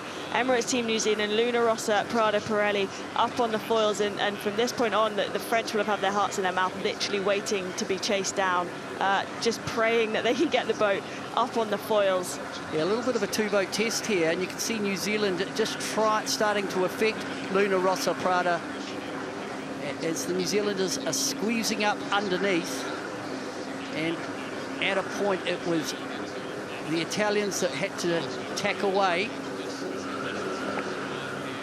Yeah, we see the Italians tack away before they get too slow, because if they get too slow and they go for attack, they're going to fall off the foils. So they had to make that call and be really decisive in tacking away from Emirates Team New Zealand so that they could keep up on the foils and keep the race alive. New Zealand are on the far left, going over towards the boundary. Luna Rossa, Prada, Pirelli coming over to the right, but really the big focus for the teams is just keeping on the foils. Glenn, just talk about picking your moment when to attack and how far, you know, it's always that trade-off versus separation versus actually setting yourself up for good manoeuvres. Yeah, the speed going into the tacks is really, really critical in those sort of marginal manoeuvres. You really have to build speed, which is not really what you want to do. You're trying to get up the course, but when you're coming towards the boundary, you really need to put the bow down and build speed to actually pull the manoeuvre off. And if you don't do that, your exit then becomes very painful. So in those marginal conditions, the teams that have spent a lot of time on the boats, you know, really did that well yesterday, and that showed, and that really exposed the newer teams. Can you get the camera cat out of the way? Here's Jimmy Spittle unafraid to direct, as they say in the television world, from the floor, asking the camera cat to get out of the way. You'll probably hear during this particular part of the broadcast, we are showing you racing from practice day yesterday, the dress rehearsal for today. Racing has been cancelled on the official first day, so we're showing you what racing we got yesterday, and it was some very cool racing as well. And Emirates Team New Zealand were the strong team. Yeah, it was a really good battle at the top quarter of this upwind first leg between Luna Rossa, Prada Pirelli and Emirates Team New Zealand. A classic match race, really, Peter. Yeah, this was the moment. This was the moment of the race coming up when the New Zealanders dipped behind the Italians. And when they dipped, they picked up a lot of speed, and they just milked that speed all the way over to this right-hand side. And it was the next cross where we had the lead change. Yeah, it was, and actually, you know, this right-hand side all day we sort of thought that maybe had that little bit more pressure, and so yeah, Emirates Team New Zealand really making the most of that. And it's one of those. It's the old game of chess, Glenn, where you know, you set yourself up quite a long way away from where you actually get the big capital gain, and this was a classic example of that for Emirates Team New Zealand. You've got to pay your tax at some point, that's for sure. And you know, what we saw yesterday was basically, you know, the minimisation as much as possible of those manoeuvres. So they were really trying to sail the boat at maximum speed all the time, heading to the boundaries, really using all the course, using all the racetrack to get around the track, trying to minimise those manoeuvres. And tricky conditions, but it was really, really impressive, you know, how well the boats were being sailed in that really, really tricky sea state and, you know, relatively light air yesterday. So yeah, really interesting as we go forwards. You know, hopefully a bit more breeze coming and some more waves to keep it interesting. And Glenn, the sea state we've talked about a lot, but how harder does that make for the teams to sail these boats? Sea state's a really big influencing factor on a foiling boat. Sort of like it's okay, and then it's not. You really fall off the cliff quite quickly. The bigger the sea state you can handle. The AC40's probably around the sort of 0.9 to 1 metre. Sea state height is probably about the limit, and obviously the duration of that wave period makes a big difference as well. The boats are quite small and they do get thrown around, so a huge challenge for the team to accurately manage it. That was the lead change, and Team New Zealand there, although they were showing bow to bow with Luna Rossa, Prada Pirelli, it was the New Zealanders that were closer to the right-hand mark, and that's how they took the lead. So at leg 2 of 4, that as they head down there, Emirates Team New Zealand were about 60-odd metres in front of Luna Rossa, Prada Pirelli, with American Magic some distance behind, some 400 metres behind. And it was Orient Express Racing, Ineos Britannia, and Alinghi Red Bull Racing. And I wonder too, Hannah, when we eventually go back over the results of the practice races, right? Because we've got to be mindful that sadly today, official day 1 of this 3-day regatta in Vilanova has been cancelled because of just bad weather. You start to see a pattern, don't you? And those with plenty of time in the seat are the ones who are sitting on the podium. Yeah, we certainly did. You know, Emirates Team New Zealand here having a really good battle with Luna Rossa, Prada Pirelli, but ultimately their time and experience in this AC40 tended to just mean they'd eke out a little bit more of a lead every single race. The same pattern on this downwind leg as we watch it unfold. The New Zealanders sail just a click deeper at the same speed. So that means they're actually moving to the bottom of the course faster over the land in a straight line. And I think that is a technique function. Happy to take this all the way on this chart. Can't see. I got them set them way up there by the catch next one. Your catch next one is what is that? Deep no. All good. Good. Do you have any ley lines on your screen? Keep those 29s. So interesting to listen to the onboard comms, isn't it? What are you thinking from here? Still on the bottom here? Couple of boats crossing the course on port right now. I think well before all. After. I think we go after if you're confident on the breeze between us and Olingi. Yeah, that'll be okay for the jibe. Yeah, I think we should be able to jibe before Olingi's line. Okay, light. Definitely light and lifting, you know. Happy to get out whenever you want then. Yeah, better breeze back through. Gas will be fine. One, foot down.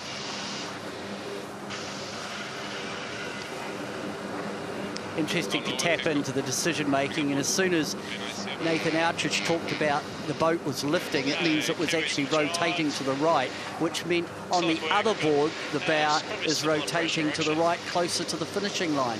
So as soon as you get what we call a lift on the downwind leg, they call a jibe. Yep, still a long way from late. Probably 20 seconds, 30 seconds. 250 meters to boundary, guys.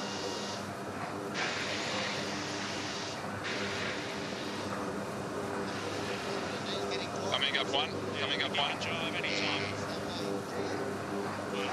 Here we go.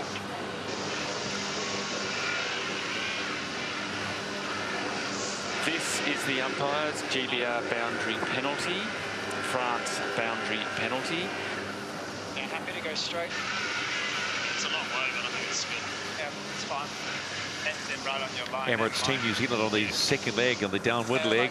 First to the top, first to the bottom in practice race number 2 yesterday here off the coast of Vilanova, Geltrú. One thing that is really obvious with Emirates Team New Zealand, very calm, and they are so in sync.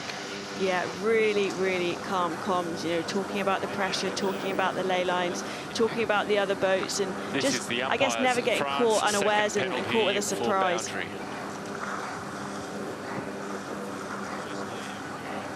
And considering they're going, you know, 20, 30 knots, yeah, it's pretty impressive. Certainly is. Second over the line, it is Luna Rossa, Prada, Pirelli. They go through. This is the umpires. Boundary penalty, USA. Head umpire Richard Slater gave out quite a few penalties yesterday, but it was done for a reason. Yeah, the umpiring system is slightly different to what was used in Auckland in the 36 America's Cup. And although the sailors are practicing, so are the umpires. And the communication from the sailors or the umpires to the sailors and the trust between the two groups will be absolutely crucial when we get underway racing tomorrow. And Glenn, you've had discussions with the race management committee and umpires, and had the odd Americano with them. They seem to be wanting to make things a lot more just simple and understandable for folks that are watching. Absolutely, it's a big job. You know, sailing can sometimes be a tricky sport to you know, to explain, and having good rules and regulations and a fantastic, you know, race officer and race committee is absolutely paramount to good racing. It doesn't matter in what sport. You need good officials, and you know, we've got the best in the business here, and I think the fleet's very, very lucky to have that, you know, great oversight of Ian Murray and Melanie Roberts in the race office, as well as umpire Richard Slater and his team. It's you know, it's at a high level, and you know, as things move forwards, you know, there'll be some tricky situations that'll develop down the track, and that's just the way it rolls. I was quite intrigued when we chatted with them that particularly umpire Richards, though, he was quite adamant if we get tough now, then things won't happen. Sort of a bit like, you know, break this rule, know what the consequence is. Look, they all need to keep behaving. You know, if they've been naughty, they should get penalised. And at the end of the day, you know, we want fair racing, and in sport, you know, you want to have a fair competition. So it's their job to ensure that you know, that the rules are abided by. And I think in all international world-class sport, I think you know, a match that's refereed really well and brilliantly, I think is always a fantastic match, and the one that, you know, people remember. So we're very lucky we've got, you know, fantastic guys on board listening to Richard now. So the fleet's very lucky for sure. You're watching leg 3 of 4 in the second practice race yesterday on the Spanish Mediterranean. This is the first preliminary regatta heading towards the 37th America's Cup in August 2024 in Barcelona.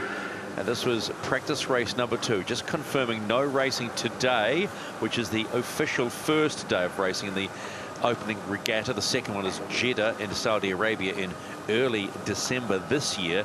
And the third and final one, we'll get the chance to see the brand new next generation AC75s before it all gets very tasty in the Challenger Series begins, the Youth America's Cup, the Women's America's Cup, and then, of course, who will face off against Emirates Team New Zealand in the match in the 37th America's Cup. Yeah, the New Zealanders certainly showing how to keep an AC40 foiling in very light conditions. And you could just see there the New Zealanders are going along, you know, real quick as we just flip back to Luna Rossa Prada as they come across. But what I was trying to get to there was the French were in the water, not foiling, doing 1.4 knots. The New Zealanders, we can see it there, 4 knots for the French, 24 knots for New Zealand, and that's all that foiling differential. Yeah, and Glenn, what can the teams do, you know, when they are stuck in the water, like we're seeing the French team, like we're seeing the Swiss team here on the screen? What can they do to help get these boats up and foiling, you know, quicker than their opponent? When the boats are foiling, you can actually transition the lulls a little bit more easily than when you're obviously in displacement. So you've sort of stored a bit of energy up, you're flying, you've created your own apparent wind, speed builds speed, and you can transition those lulls. When you're low riding or sailing in displacement mode with the hull in the water, you actually need about a knot more breeze than you do when you're actually foiling, or about 0.8 of a knot more breeze to get up and start foiling. So if you come off the foils in a slight lull when it's marginal, it's big trouble. You're going to be pretty sticky for quite a while. On board with the Emirates Team New Zealand, that's Peter Burling, Andy Maloney. Andy Maloney's in the aft seat trimming. This is Mark III. And by now, New Zealanders have extended their lead. So, for the second time in as many races, Emirates Team New Zealand rounded the top mark first and headed down for the homeward leg downwind, and their gap to Luna Rossa Prada Pirelli just kept on growing. Yeah, it really did. And you know, yesterday we talk about the teams that are, you know, playing catch up a little bit, needing to improve and learn from the boats that were doing it well. But I mean, from what I saw, Emirates Team New Zealand were equally improving throughout the day. I'm sure they were, but again, the analysis of what went on in these two races for the other teams would be invaluable. Luna Rossa Prada Pirelli coming up towards Mark III. Penalty for the boundary GBR. And of course, the umpires are still helping the sailors out, calibrating their thinking in terms of the umpiring system. Something that would have been debriefed last evening at depth. Glenn, just talk to us a little bit about the design of these boats. I mean, they were put together by Emirates Team New Zealand, Dan Bernasconi and his team, and you had a lot of input.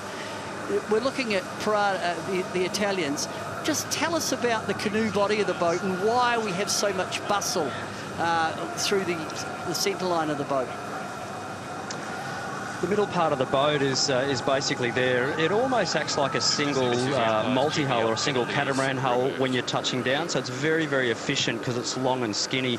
But the main reason of that bustle and that little skeg actually at the bottom of the boat is for aerodynamic purposes. It actually creates a little vortex off the bow of the boat that actually gets bigger and bigger as it goes under the boat towards the back, and effectively creates an air curtain down to the water, which actually forces the apparent wind and the onset flow up and over the hull and around the sails rather than letting it go underneath. So it actually makes the boat much more efficient, and you get much better span efficiency or effective sail area, if you like, on the rig of the boat. So they're very, very modern foiling boats, and they're really a derivative of what we sailed in the last America's Cup, the AC36 America's Cup on the AC75s. They're a baby modern version of those boats we used in the last Cup. So we're just seeing Emirates Team New Zealand putting in a jibe close to that boundary, coming down on the final leg of this practice race, 2 from yesterday.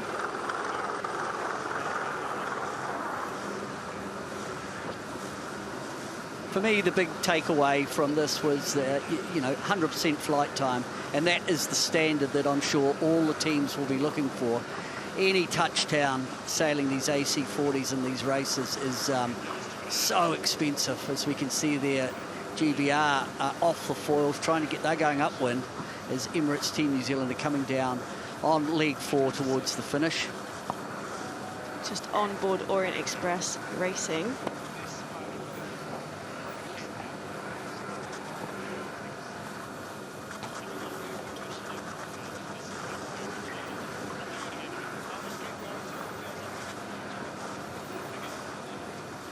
So the New Zealanders just continue the march towards the race finish, able to foil in lighter conditions than the rest of the fleet consistently. I think American Magic were very close in performance to Emirates Team New Zealand.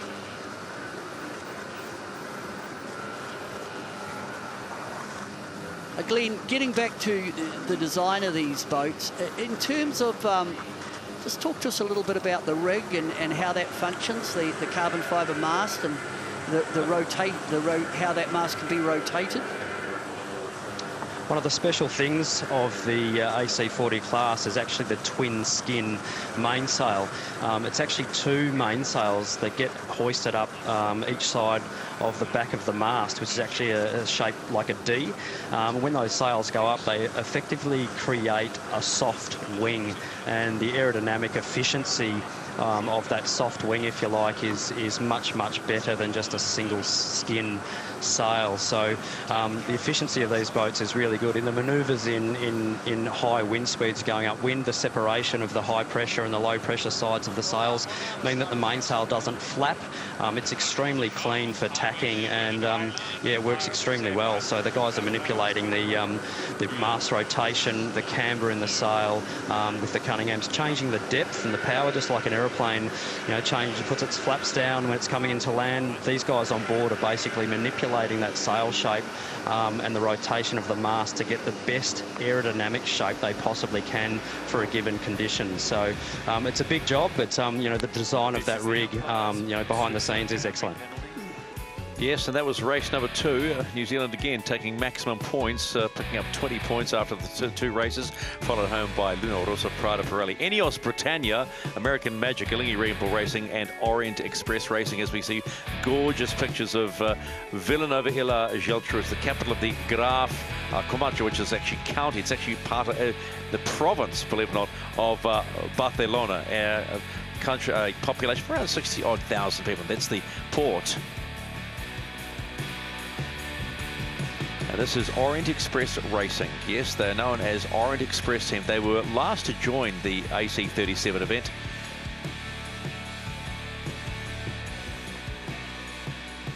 Now, you could accuse Orient Express Racing of being late to the party, but they are by no means newcomers to the America's Cup. In fact, they've been campaigning longer and harder than any other challenger. Their journey and quest to win the Cup began more than 50 years ago. What a strong position for Ladefi here. The America's Cup is the hardest thing you can win in life. It's the most unfair event in the world, and that makes the whole thing the most exciting to win. We have seen so many ups and downs, and the trophy is still there, and it's a legend. It's an obsession rather than a passion. Competing in the America's Cup is a dream for every sailor in the world. And when you are a young sailor, looking after a major competition, for sure the America's Cup is on the top.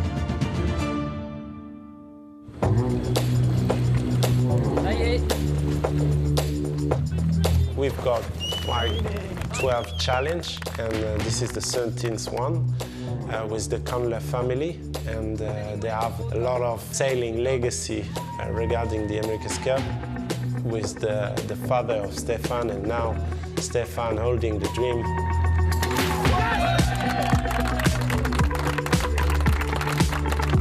Salut, bravo, je te fais un check.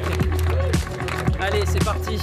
I was passionate about the America's Cup as a kid and listening to the racing on the radio. In '83, when the Australians won the Cup, that was really the first time that a non-American team was winning the America's Cup, and I said, yeah, why not winning it with France? I started my first involvement in the America's Cup with a K Challenge created in 2001, and we finally entered the America's Cup in 2007, which was the America's Cup in Valencia. I built a team from scratch from there.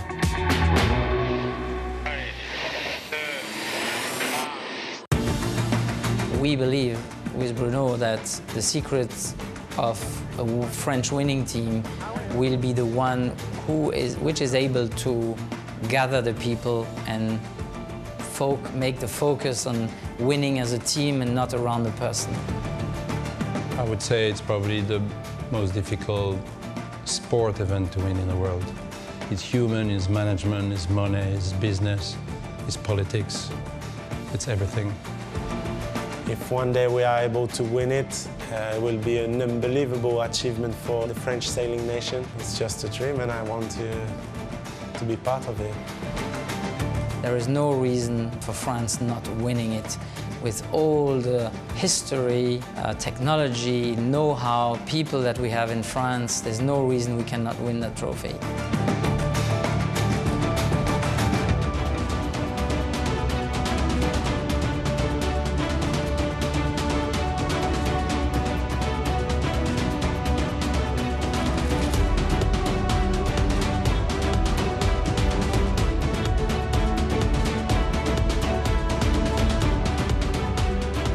So these pictures have come to you earlier in the day here in Vilanova when the weather forecast started off okay and then it went just down further and further and further.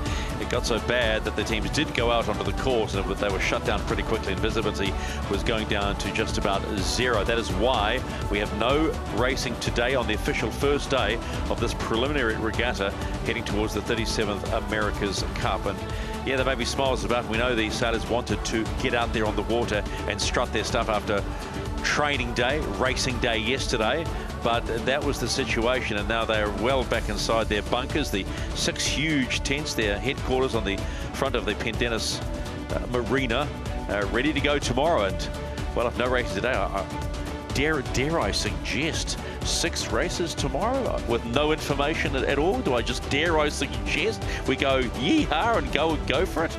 I think if we suggest it, it's probably going to happen, Stephen. now be very careful about that one.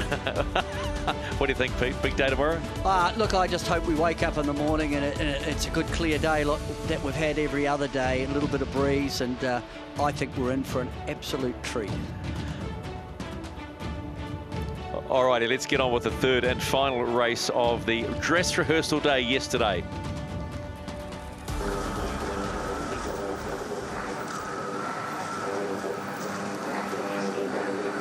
This is a great shot. The boats are off the line, 2 boats going to the right. And again, it had even got lighter by now. The wind was getting more patchy and a bit lighter.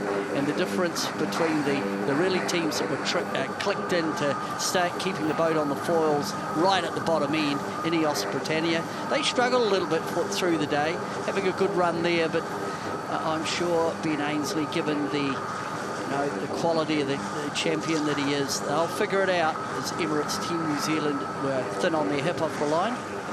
Yeah, I think what we saw yesterday was any team was capable of kind of getting off that start line and getting going and sailing really quickly to the edge, to the boundary. But again, it just came down to the manoeuvres, and yeah, some of these teams really struggling getting through those manoeuvres and making them stick and falling off the foils. We see a pretty good tack there by Ineos Britannia, but still just touching down, and they just need to keep that hull speed up and keep it up on the foils. Well, they just got that in that situation that Glenn's actually talked about, of the boat leaning to windward, and once that happened, there's a slight touchdown. They pick up drag and unfortunately lose the momentum, and they touch down.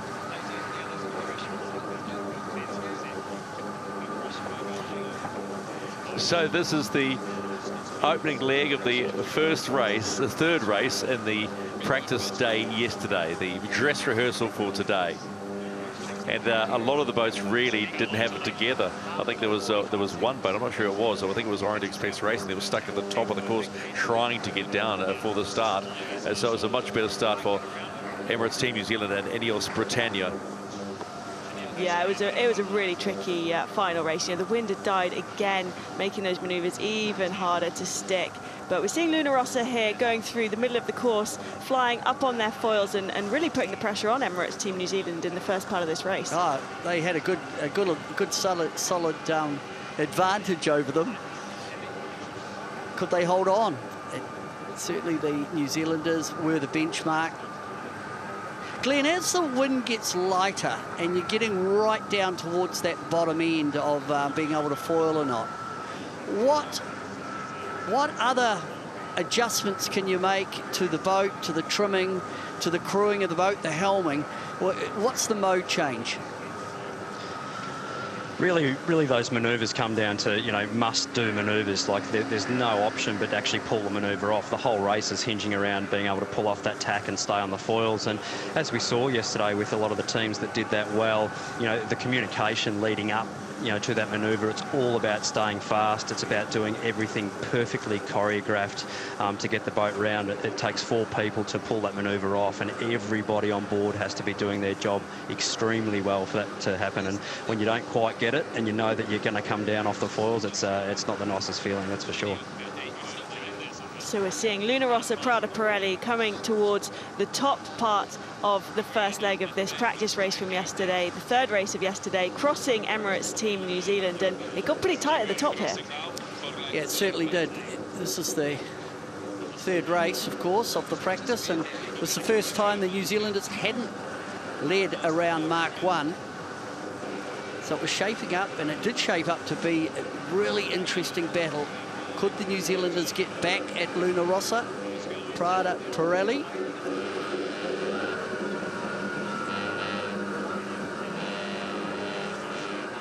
It's that little windward heel after the tack that seems to be the balancing act. It's like being on a skateboard, Glenn. Yeah, it's, you know, these guys are right on the edge a lot of the time. So I think, you know, all the teams will learn a lot out of yesterday. It really is. When you're sailing just on the edge of foiling, that's really when you learn some of the biggest lessons on how to sail a boat and manage the apparent wind sailing. And that's what these boats are all about, is managing the apparent wind and getting around the track cleanly. Glenn, when you're in it, when you're racing like this and you're doing 1 race, 2 races, now three races, it's quite obvious you can see incremental improvements in teams. We have to look at American Magic, don't you? American Magic, I think, did a great job yesterday. I think they're sailing their boats well. They're a little bit more windward heel, I noticed yesterday. A little bit more cant under, a little bit less draggy at times with their foil management, I think, and obviously the autopilot working hard, but just the way they're controlling the heel of the boat, not seeing any little puffs of spray coming off the foil arm like you do see on some of the other boats. So their ride height management and their steering, I think, is really good. The sail trimming looks very, very accurate as well, and I think really the difference between the top teams and the teams that are learning at the moment is just how accurate that roll control is, and the helming, and those 2 things combined ultimately give you the speed of the boat around the track. So very important to make sure you're working together as a team with the steering and the trimming. American Magic come around the mark in 4th position. Glenn, talk to us about the invisibles. Now, you just talked about apparent wind and an apparent wind angle. Just to clarify and to give some clarity, what does that all mean in terms of people that are trying to watch this?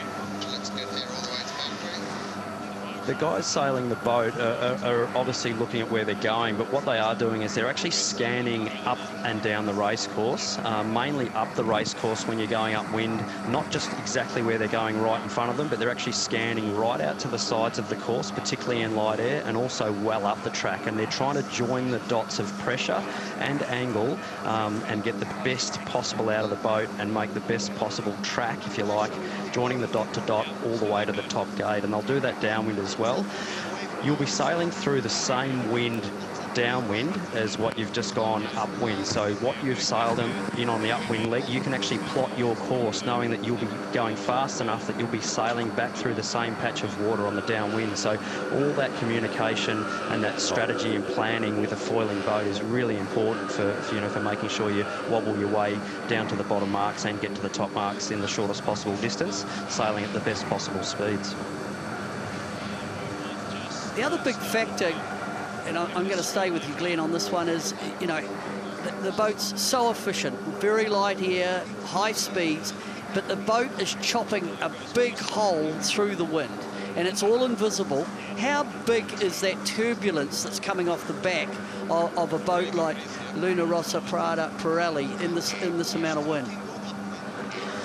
That dirty air and that vortex that is coming off the back of the boats is absolutely massive, and it's the biggest actually when the breeze is light, because the boats are using the maximum power and the maximum camber of those sails. So if you sail behind one of these boats, you are in a massive amount of dirty air, and it goes downwind or behind the boat for a very, very long way. It can be hundreds and hundreds of metres that you can actually feel that vortex, if you like, off those sails. I remember talking to a couple of helicopter pilots from the last America's Cup, and they could not believe how the tip vortex and the vortex off the back of those rigs would actually upset the helicopters that were actually taking the footage for the event. So they bend the air a lot, and although the boats are extremely efficient and can sail up to 4 times faster than the actual wind speed, and even 5 times in lighter wind, you know, they still chew the air up a lot and make a big mess. So the guys behind, you know, have to really work hard to find a clear lane of breeze to get best performance. Just seeing American Magic here coming round the bottom, or just doing a jibe, sorry. But I think the big thing for me in this race was, you know, Luna Rossa Prada Pirelli led round the top, but the whole race, Emirates Team New Zealand was split from them. The opposite side of the course, they just couldn't do that extra manoeuvre to get back in phase with Emirates Team New Zealand and get back control of Emirates Team New Zealand, and just slowly but surely we saw them track Luna Rossa Prada Pirelli down. Yeah, the New Zealanders just seem to have an edge, small edge, and the deficit between the boats was gradually being whittled away. Was there going to be enough racetrack for Emirates Team New Zealand to manage to create a pass as we look at American Magic coming round the bottom mark to come upwind? So American Magic heading up for its 3rd leg of 4 in this 3rd practice race yesterday. Just a reminder, you are watching practice racing from yesterday, the dress rehearsal for today, which was cancelled because of heavy weather and safety concerns from race director Ian Murray. So you wanted to see racing, but we had racing yesterday, even though the conditions, for want of a better word, were challenging. They certainly were challenging yesterday. And Glenn, I just can't wait to see all 6 AC40s in, you know, 10, 14, 18 knots of breeze, all coming off that start line. Just give us a little insight as to what that's going to be like. There'll be some white knuckles heading into that first start in about 18 knots altogether. I can give you the tip now. It will be absolutely fantastic. And I think, you know, around that sort of probably 14 knot mark, I think for these boats is really the ideal wind speed. It's when the boats are sort of fully powered up, sailing at maximum speed and, you know, in control. And I think, you know, when everyone gets off the line, it'll be absolutely sensational. Everyone will be working hard for best positioning, and, you know, I think the racing's going to be extremely close. And you know, I think we all can't wait to see that. I think all the sailors are definitely ready for that. I think all the teams are ready for that, and certainly for us here in the commentary, it's going to make our life a hell of a lot easier when we're out in the water watching some great racing tomorrow. So I can't wait. You gave yourself away there, Chopper. Glenn Ashby, 3-time America's Cup winner and also world land speed record. I'm still fascinated by that too. Land speed record using wind power. Horonuku, 225 kilometres an hour. Still wants to push the boundaries up around 250k, and that was a hell of an effort. So congratulations to you, buddy. But I'm sure you're just happy just sitting a little in the slow lane at the moment.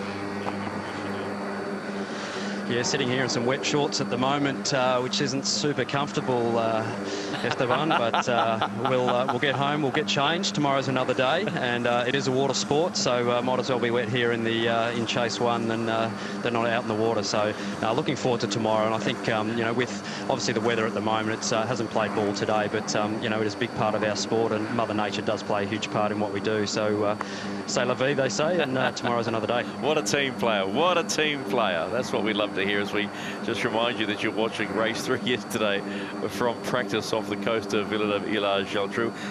For want of where to know where you are, we're 40 kilometres south of Barcelona, which is the home port for the 37th America's Cup, and it really is ramping up. They've already got an America's Cup,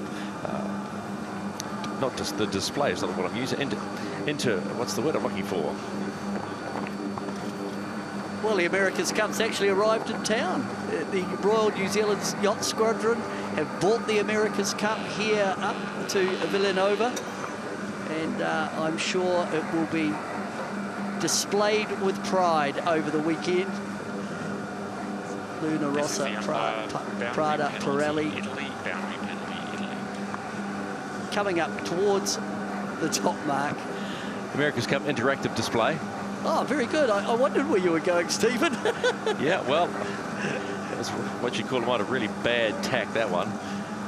This was a very good tack, though, for Emirates Team New Zealand on the third leg, who had been trailing for so long against Luna Rossa. Yeah, now this was one of the defining moments of this race yesterday, and Hannah, I think this really illustrates, and you can talk us through it, you know, racecourse management. Talk about the mark rounding.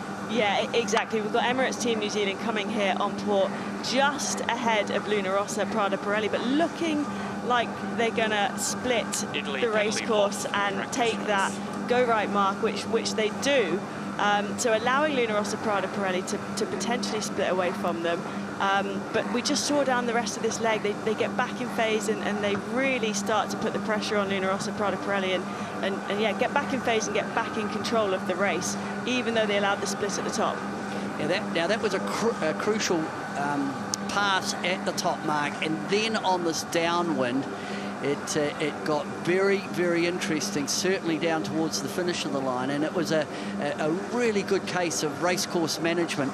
And Glenn, in terms of, you know, on the last leg, you're protecting a small lead. What's the mindset on the boat? You know, it's the old risk-reward game, isn't it?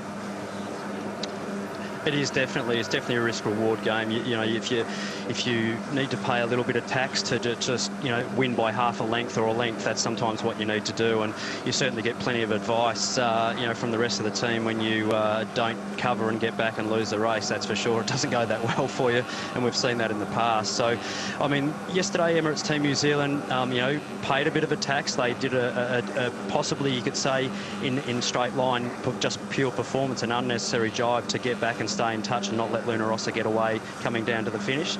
It was a tricky jibe, little touchdown, little wobble. They got away with it and then jibed back, but there was absolutely no way Luna Rossa, Prada, Pirelli were going to get round Emirates Team New Zealand. They put their elbows out, you know, made sure they pulled off a nice manoeuvre getting into the finish, and that's all you have to do. You don't have to win by a half a kilometre, you just have to win by half a length. So it's all about getting the points on the board, and that's exactly what happened yesterday. Yeah, and it just goes to show the confidence that Emirates Team New Zealand were feeling yesterday, building on those manoeuvres, getting more and more confident, and just starting to throw the boat around, putting in the extra manoeuvres to get back in phase and make sure they took the win in this third and final practice race. I wonder when you're one of the teams that are trailing and you're looking around, particularly if you've been in the game for some time, and you look at the performance of Emirates Team New Zealand and you just look and shake your head and say, how do we match them? How do we get to that point?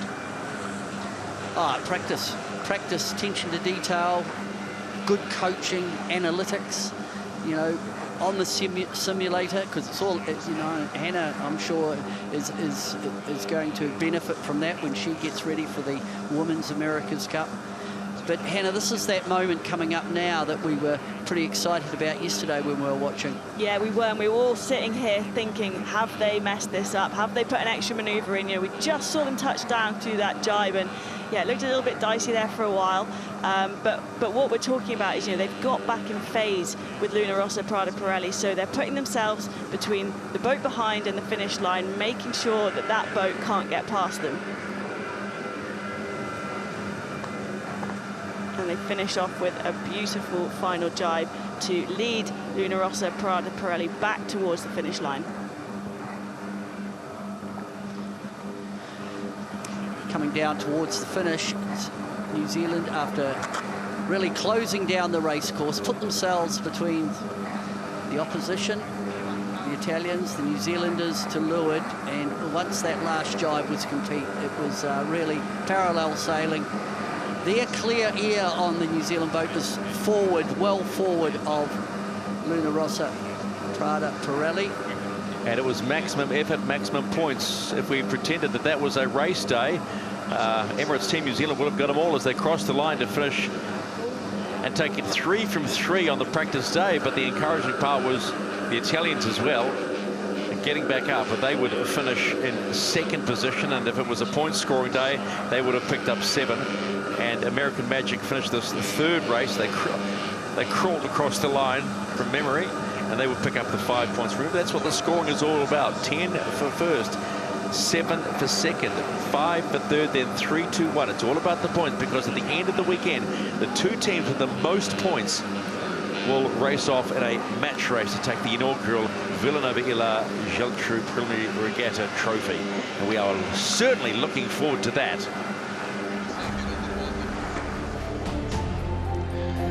So, no racing today, and there's the beautiful port. The Club Nautique Vilanova is the yacht club, and that is the Pendennis Marina. Let's remind you of what is on tap tomorrow. We didn't get 6 races, we got 3. Okay, we are on air around the world at 3:30 in the afternoon local time. The first fleet race to go will be at 3:43, followed by the second fleet race at 4:23, the third and final of the day. The second day will be at 5 p.m. So much to look forward to, the gorgeous region that we're in. So, we didn't get it today, team. You ready for it tomorrow? Can't wait for tomorrow. Yeah, I think all these teams are going to be absolutely chomping at the bit to get out and racing tomorrow. I think we're in for a treat, and I just hope the weather gods, you know, shine on us tomorrow. But you know, this will be brilliant racing. Yeah, it is something we have been waiting for a long, long time. We're not going to go to Glenn because he's got wet trousers and wants to get in and dry off. But on behalf of all the team, from day number 1 of this inaugural regatta, preliminary regatta for the 37th America's Cup. The weather wasn't kind to us, but we certainly gave you some racing. We trust you enjoyed it. We shall see you tomorrow.